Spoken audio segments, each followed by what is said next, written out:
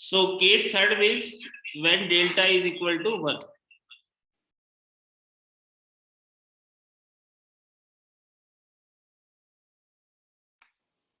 So when delta equal to 1, we have CS equal to omega n square, omega upon s square plus 2 delta omega n plus omega n square into Rs. When delta equal to 1, it will become omega n upon s square plus 2 omega n plus omega n square into Rs. That means roots will become S1 and S2, both will become minus omega n. So your expression of this will become CS equal to omega n square upon S plus omega n ka whole square into Rs. And that will become omega n square upon S plus omega n ka whole square. So we will be getting partial fraction of this expression. So it will become A upon S plus B upon S plus omega n plus CS upon S plus omega n ka whole square.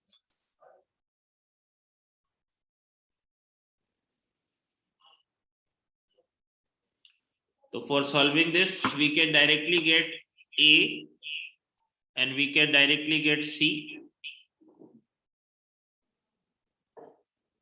So when we get A, so it is omega n square upon S plus omega n square. So S equal to 0 put kiya, so it will become omega n square upon omega n square. That means 1.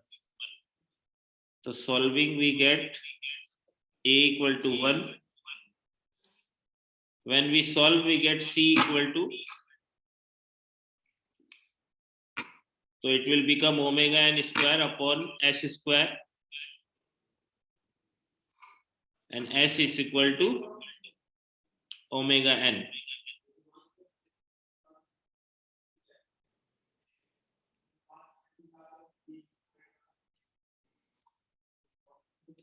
So we get C equal to minus omega n and B equal to 1.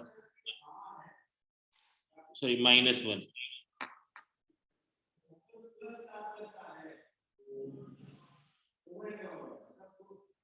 So this will be your partial fraction expression. So when we solve it and find out the inverse Laplace, so CT will become A upon S, sorry, CS 1 upon S minus 1 upon S plus omega n minus omega n upon S plus omega n the whole square.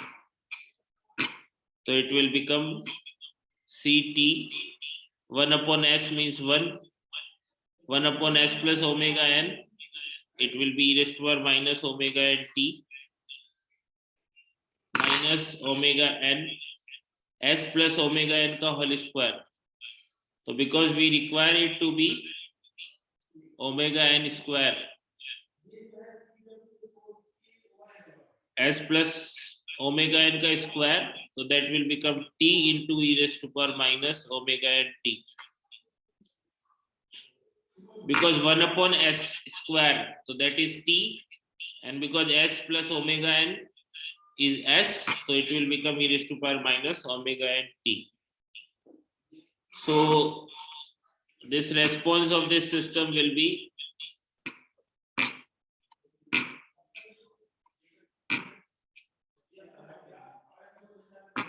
we will be having this response like this. The response of it is known as critically damped because it does not have overshoot. The output is always below the input which we have applied. So it is a critically damped case. because it is continuously decreasing and your error is continuously reducing, and this have no oscillations, it will be reaching towards final value. So that is when delta equal to 1. And then last is case 4, that is delta is greater than 1. So when delta is greater than 1, your S1 and S2 will become minus delta omega n plus minus omega n under root del square minus 1. If you remember, because delta is greater than 1, del square will be greater than 1, so it will be a real quantity. So they are real quantities,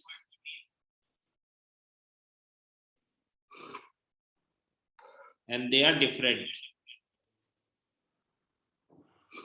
because one is plus and second is minus. So we say that we assume this as SA and SB. Roots are considered as SA and SB.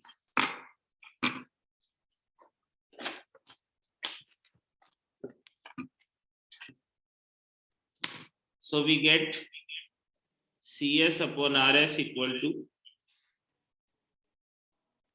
omega n square upon S plus SA, S plus SB. SA and SB are the roots of the function which are real in nature. So we get CS equal to omega n square upon S, S plus SA, S plus SB. So this will get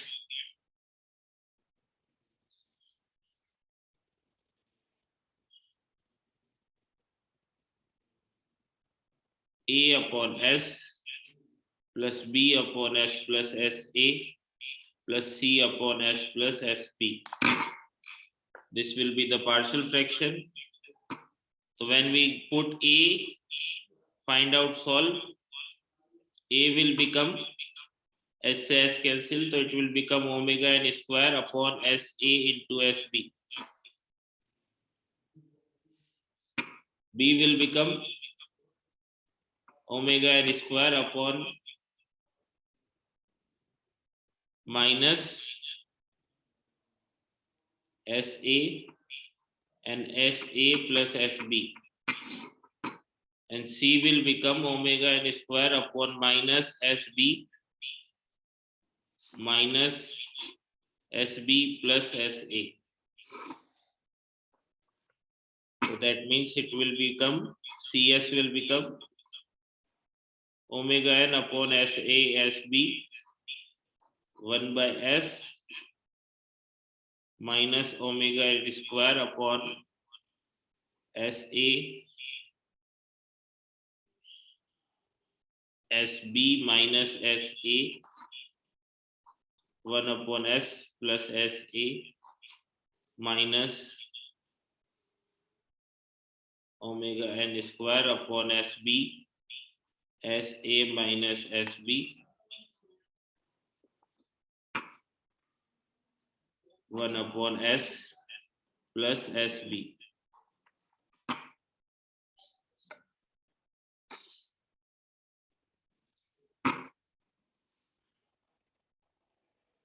So now I have to find out SA minus SB. So SA minus SV will become, SA is minus delta omega n plus omega n under root del square minus 1 minus SB, so it is minus minus plus delta omega n minus minus plus omega n under root del square minus 1. You cancel, so it will become 2 omega n under root del square minus 1.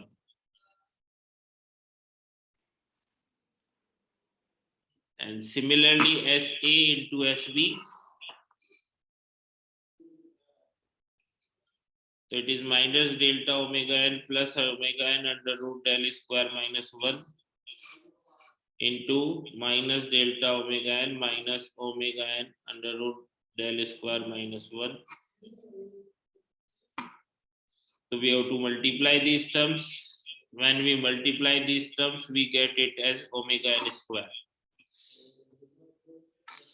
The final CS will become omega n upon omega n square 1 upon S minus omega n square upon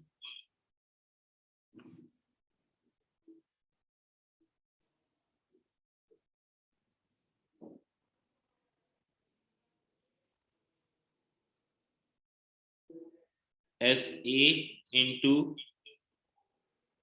2 omega n under root del square minus 1 upon S plus SA minus omega n square upon SB 2 omega n under root del square minus 1, and this will be minus, so it will become plus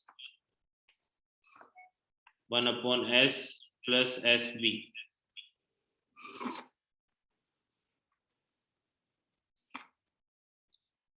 So it will become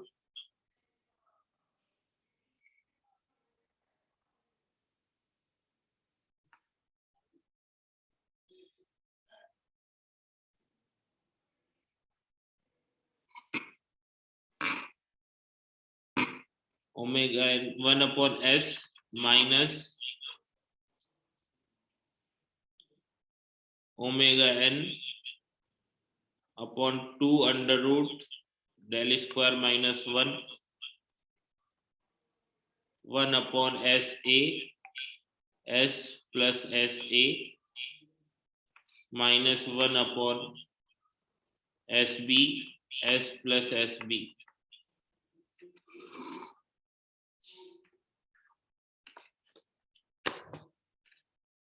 So finally your CT will become 1 minus omega n under root 2 del square minus 1 upon S plus SA. So e raised to power minus delta A into T divided by SA minus e raised to power minus delta B T upon SB. Because SA and SB are constant. So your response will be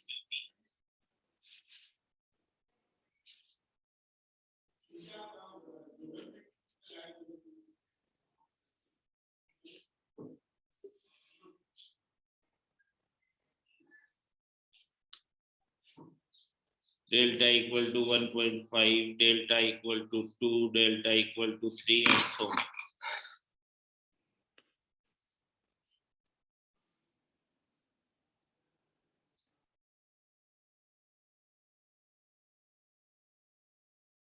So this is how the second order system will be behaving when a step input is applied.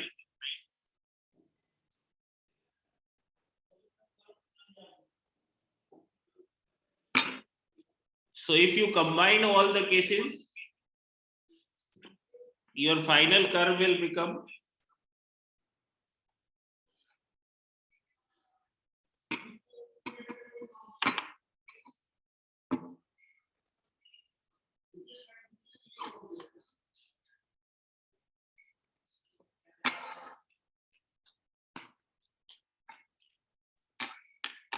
so if you remember, when the delta is 0, then your response will be undamped and its response will be like this. This is the case when delta equal to 0. When delta equal to 1, this response is like this. This is the case when delta equal to 1. This is your undamped case. This is your critically damped case.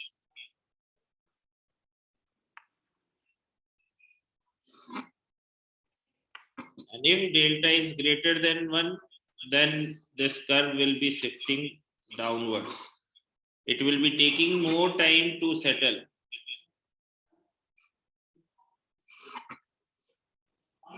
As you increase the delta, your response will be reducing and it will be taking more time for the settlement. And then finally, if the delta is between 0 and 1, then it is damped oscillations, which magnitude is continuously decreasing. Delta is between 0 and 1. And the oscillation magnitude will decrease as your delta is increasing. Means if you increase delta,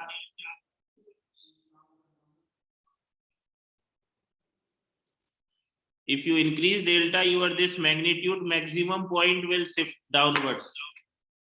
So it will become like this.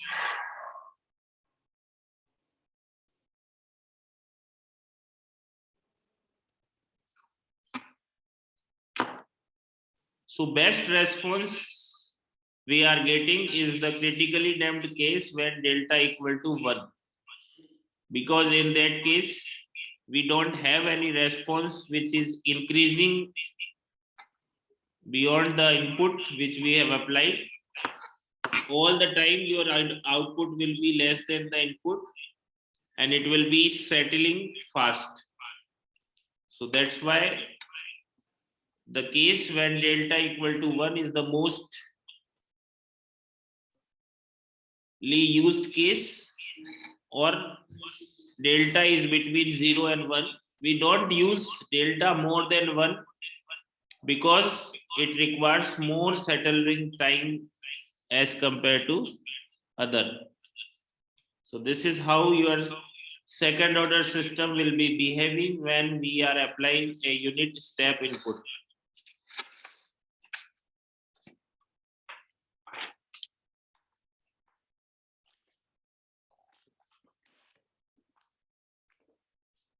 So now we have studied how your system will be behaving when we have applied a step input to a second order system.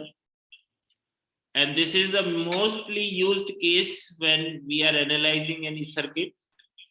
So to analyze a circuit, we will be defining some terms that are known as time domain specifications.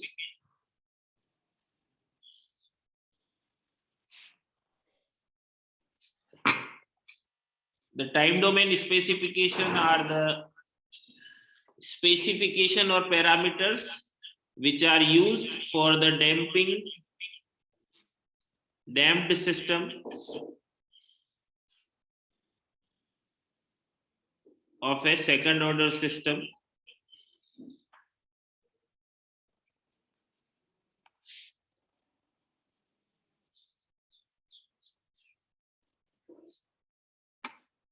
So the parameters of the damped system of second order system will be known as time domain specifications. The most practical standard is to start with the system at rest, and so the output and all the time derivatives before t equal to 0 will be considered 0. So we are assuming that your system is not having any response before t equal to 0, and at t equal to 0 the step input is applied and we have to find out the response of the system. And the transient response of the practical control system often exhibit damped oscillations before reaching to the steady state value. The transient characteristic of a control system of unit step input is specified as the time domain specification of the system. So we get this curve.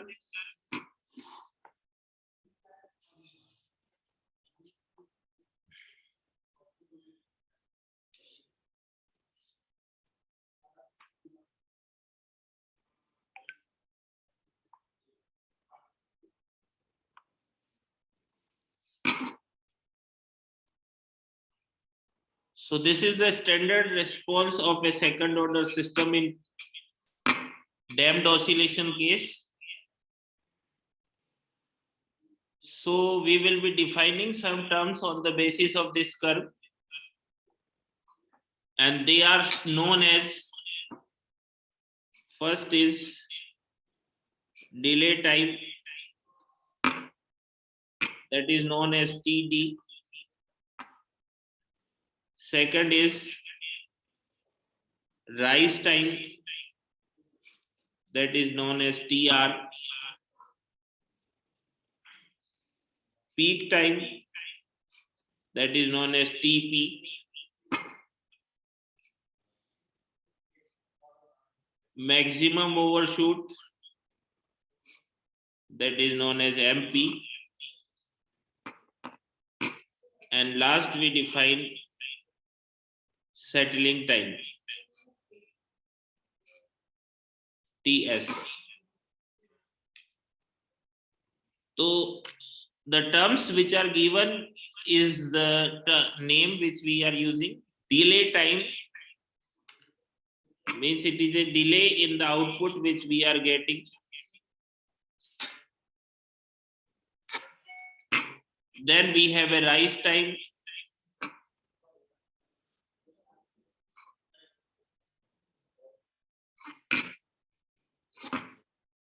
Then we have peak time, when the response is at peak. And the maximum MP is the maximum overshoot which is taking place. And settling time is the time when your response will settle within 2% or 5% zone.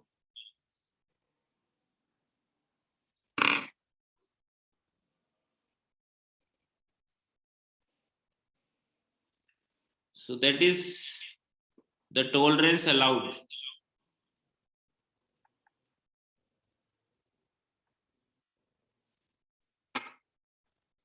So now we will study in detail and find the derivation for these terms. So generally, whenever there is a question of this, they will be asking to derive the derivation of any of these terms: delay time, rise times, peak time, maximum overshoot, and settling time. So first we will be defining delay time.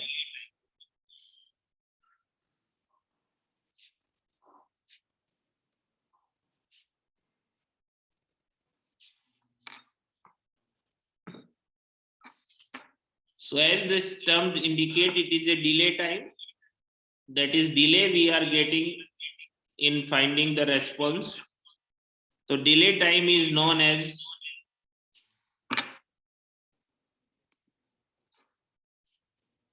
it is the time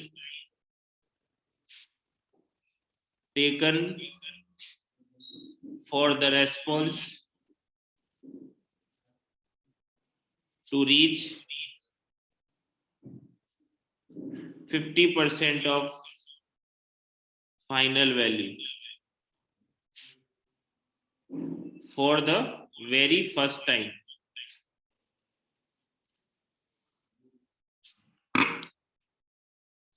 So the delay time is the time taken for the response to reach 50% of the final value first time. तो जब first बार आपका output 50% पे पहुंच जाएगा, उस time को delay time कहा जाता है. Then second is rise time, that is TR. So TR is, it is the time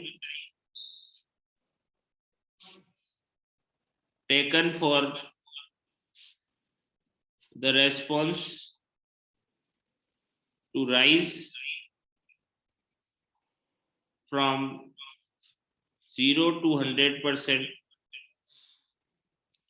for the very first time.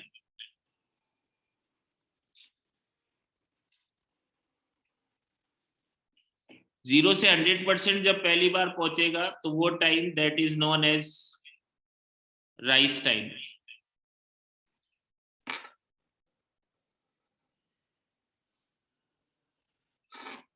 And because in some of the cases the output does not reach 100%,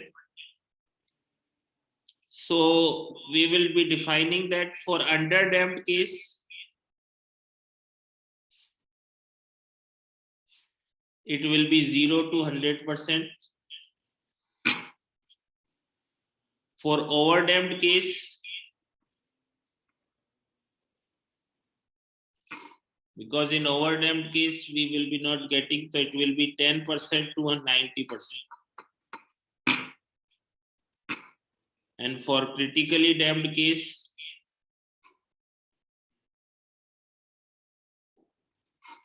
rise time is 5% to 95%.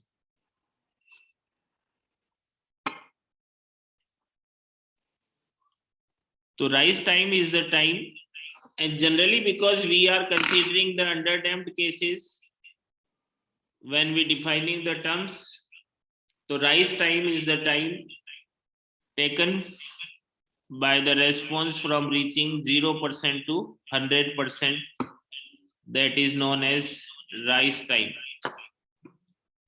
Then we have peak time, that is TP. Peak time is the time taken for the response to reach the peak value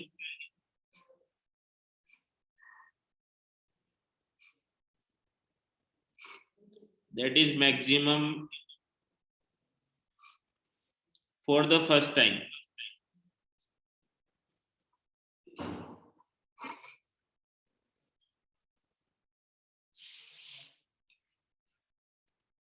So when this response is first reaching the maximum point, that is known as peak time. And then we have maximum overshoot, or sometimes it is also referred as peak overshoot, MP.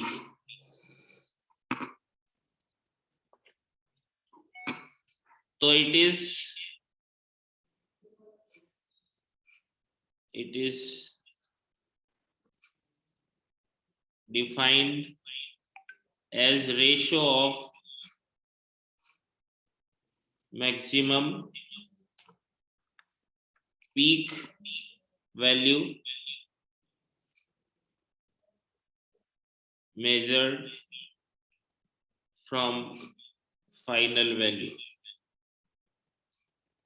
to the final value.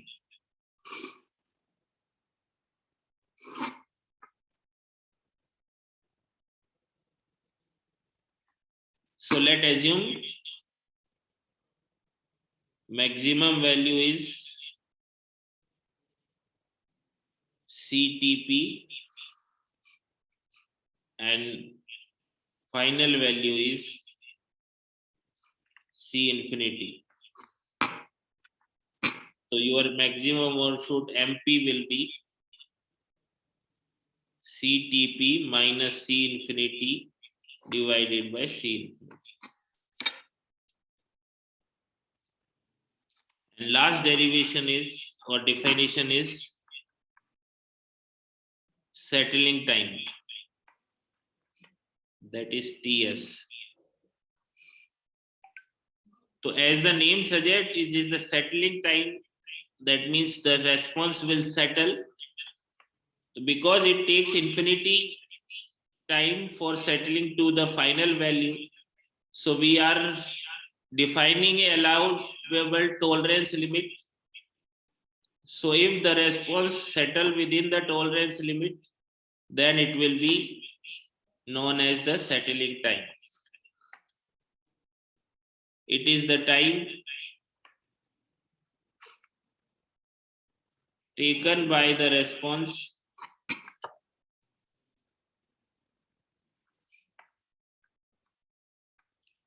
to reach and stay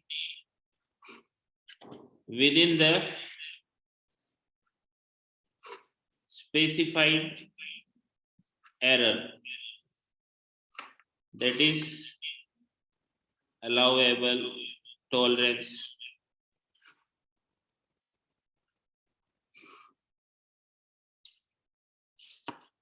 And it is expressed as the percentage of final value.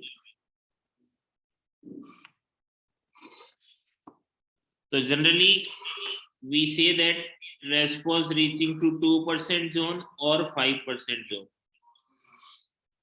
Zone means your response must not increased beyond this 2% zone or 5% zone after that, because it will be damping oscillations, so it will be continuously damping, and after some time your peak will not cross this 2% zone or 5% zone.